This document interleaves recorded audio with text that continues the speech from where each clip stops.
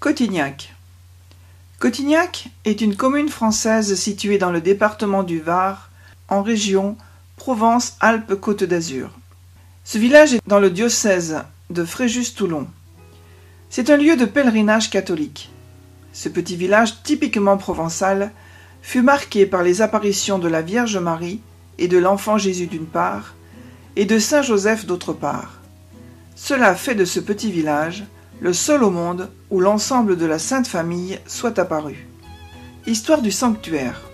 En ces temps faits d'unité et de foi, où de lourdes menaces pèsent sur l'Europe, en l'an de grâce 1519, la Provence fait partie du royaume de France depuis 38 ans. Son roi est François Ier. Le peuple reste profondément chrétien, à la manière du temps. Être fidèle, solidaire, travailleur et être chrétien, c'est tout un. Hélas, comme l'Europe politique, le monde religieux lui-même va connaître déchirement et affrontement. 2 ans plus tôt, le moine Augustin Martin Luther, 1483-1546, venait d'afficher ses 95 thèses sur la porte de la Schlosskirche de Wittenberg. En mars 1519, il assurait encore le pape Léon X de sa fidélité. Et 3 ans plus tard, l'Allemagne était à feu et à sang, et bientôt une bonne partie de l'Europe. Les apparitions de Notre-Dame à Cotignac. Le 10 août 1519, fête de Saint-Laurent, un bûcheron, Jean de la Baume, gravit le mont Verdaille. Il est seul. Comme d'accoutumé, il commence sa journée par prier. À peine s'est-il relevé qu'une nuée lui apparaît, découvrant la Vierge Marie et l'Enfant Jésus dans ses bras, qu'entourent 2 saints, Sainte Catherine et Saint Bernard de Clairvaux, et l'archange Saint-Michel. Notre-Dame est debout, les pieds sur un croissant de lune. Elle s'adresse alors à Jean, à peu près en ces termes. « Je suis la Vierge Marie. Allez dire au clergé et au consul de Cotignac de me bâtir ici même une église, sous le vocable de Notre-Dame de Grâce, et qu'on y vienne en procession pour recevoir les dons que je veux y répandre. » La vision disparut. Était-ce une hallucination? Doutant ou non, le fait est que Jean garde d'abord pour lui le message, ce qui lui valut une seconde apparition de la Mère de Dieu le lendemain 11 août. Il s'était rendu au même endroit pour achever sa coupe. Il eut la même vision et reçut la même demande. Cette fois, il se résolut à en parler et redescendit au village sans attendre. Jean était un homme sérieux, et la population accorde foi immédiatement au compte-rendu du pieux bûcheron. On éleva donc une petite chapelle à l'endroit des apparitions.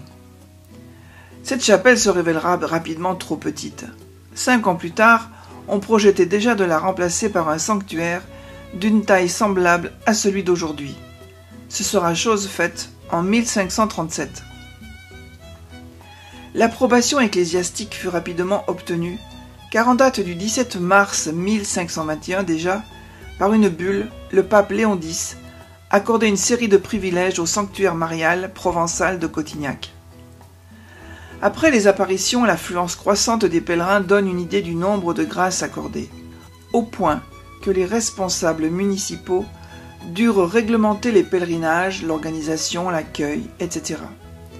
En fait, dès 1524, nous disent les archives du village, ils nommèrent des aubriers afin de gérer le lieu de pèlerinage, car les quelques prêtres qui essayaient d'être présents étaient débordés par les tâches ministérielles qui leur sont propres. Ces laïcs et les conseils municipaux qui se succédèrent contribuèrent ainsi au rayonnement spirituel de Cotignac durant près de 3 siècles, jusqu'à la Révolution, avec une probité et une compétence qui n'avaient d'égal que leur esprit de foi et de service d'autrui. Des grâces collectives. Ce sont surtout les grâces collectives, c'est-à-dire demandées par toute une population, consul en tête, que les trop rares archives du XVIe siècle mentionnent. Dès 1522, on voit la ville d'Aix faire une démarche auprès de Notre-Dame de Grâce, ce dont témoigne un arrêt de son conseil général daté du 24 décembre et ainsi rédigé. On enverra une députation et Aubrier prier pour la ville dans la chapelle de la Vierge Marie des Grâces, aux terres de Cotinato. Une raison pressante motivait cette démarche, ainsi que celle de la ville de Marseille, quelques mois plus tôt, la menace de la peste. Il semble bien que de fait, le terrible fléau s'écarta de ces deux villes pendant plus d'un siècle. Notre-Dame de Grâce est la naissance de Louis XIV. En 1615, âgé de 14 ans, Louis XIII épousait Anne d'Autriche qui était encore plus jeune que lui. Selon la coutume, les époux royaux ne vivent guère ensemble, même plus tard. La reine avait ses appartements au Louvre et le roi séjournait à Saint-Germain-en-Laye. On ne s'inquiéta donc pas de la stérilité de leur union avant plusieurs années. Après 10 ans de mariage, la question commença à être préoccupante, ne serait-ce que d'un point de vue politique. La reine priait beaucoup à cette intention. Hélas, en 1630 encore, elle avait eu une grossesse qui n'avait pas plus abouti que les autres. On eût dit qu'il faudrait un miracle. Le miracle eut lieu, après 22 ans de mariage, par l'intercession de Notre-Dame de Grâce. Et c'est bien ainsi que les royaux parents le virent. Ils prénommèrent l'héritier Louis Dieudonné, c'est-à-dire donné par Dieu. Le 27 octobre 1637, tandis qu'il était en prière avec ses confrères dans le chœur, le frère Fiacre eut une soudaine révélation intérieure. La reine devait demander publiquement, confie en son nom 3 neuvaines de prière à la Sainte Vierge, et un fils lui serait donné. La première neuvaine à Notre-Dame de Grâce en Provence, la seconde à Notre-Dame de Paris, la cathédrale, et la troisième à Notre-Dame des Victoires, église de son couvent. 6 jours plus tard, le 3 novembre vers les 2 heures du matin, frère Fiacre, dans sa cellule, est tiré de sa prière par des cris d'enfants. Étonnement et frayeur. Il se trouve en face de la Vierge Marie, qui lui montre sur ses bras un enfant vagissant. « N'ayez pas peur, dit-elle, je suis la mère de Dieu. Et l'enfant que vous voyez est le dauphin que Dieu veut donner à la France. » Et la vision disparaît, puis se manifeste à nouveau, un court moment, mais sans plus dire un mot. Enfin, 2 heures plus tard, Marie se fit voir encore, mais seule, et dit « Ne doutez plus, mon enfant, de ce que vous avez déclaré à votre confesseur. Pour marquer que je veux qu'on avertisse la reine de faire 3 neuvaines en mon honneur, voilà la même image, qui est à Notre-Dame de Grâce, en Provence, et la façon de l'église. » Et frère Fiacre vit avec précision le tableau ainsi que le chœur où il se trouvait comme aujourd'hui. Immédiatement mis au courant, ses supérieurs qui comme lui ne s'étaient jamais rendus à Cotignac, consultèrent des amis qui avaient fait le pèlerinage. Les descriptions correspondaient. Le 5 novembre, on rédigea un procès-verbal de tout cela, que toute la communauté des Augustins contresigna, à l'intention du cardinal de la Rochefoucauld, car ces 3 neuvaines étaient devenues une affaire d'État. Tôt informée, la reine se mit à croire, dans la foi, en la réalisation de ses promesses du ciel transmises par frère Fiacre.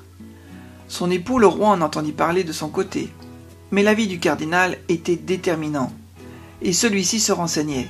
Bref, le temps passait.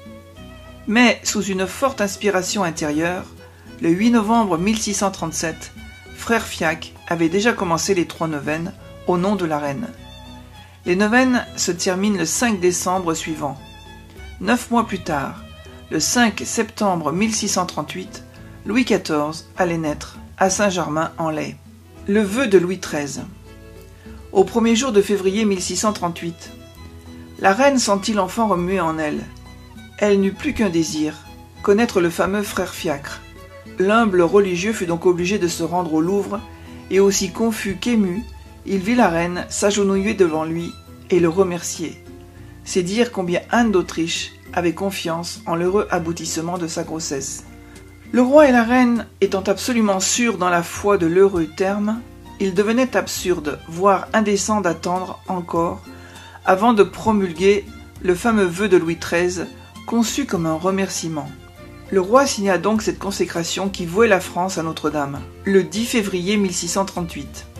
La grossesse d'Anne d'Autriche fut ainsi la cause occasionnelle sans doute, mais aussi déterminante, du pacte du 10 février. Cette consécration fut un acte de foi chrétienne véritable. Louis XIII, annonçant l'heureux événement aux ambassadeurs, s'exprimait ainsi dans sa lettre. « Tout ce qui a précédé la délivrance de la reine, le peu de durée de son travail, et toutes les circonstances de la naissance du dauphin font voir que ce fils lui est donné de Dieu par la puissante intercession de la Sainte Vierge. 4 ans et demi plus tard, le roi mourait, nommant Anne d'Autriche régente du royaume. Elle le sera jusqu'en 1661. Pour son fils alors âgé de 5 ans, elle espère une royauté qui soit illuminée par la foi. En témoigne le tableau qu'elle fit peindre à ce moment du futur roi idéal, lequel est représenté à genoux, offrant pieusement à Notre-Dame son sceptre et sa couronne. Et ses frères fiacres, qui est chargé d'acheminer le tableau jusqu'au sanctuaire de Cotignac en avril 1644 pour y être suspendu. Apparition de Saint Joseph à Cotignac. À Cotignac, le 7 juin 1660, la journée s'annonce chaude et un jeune berger provençal de 22 ans, Gaspard Ricard, a conduit son troupeau sur le versant est du Bessillon. Vers 1 heure de l'après-midi, la chaleur est intense.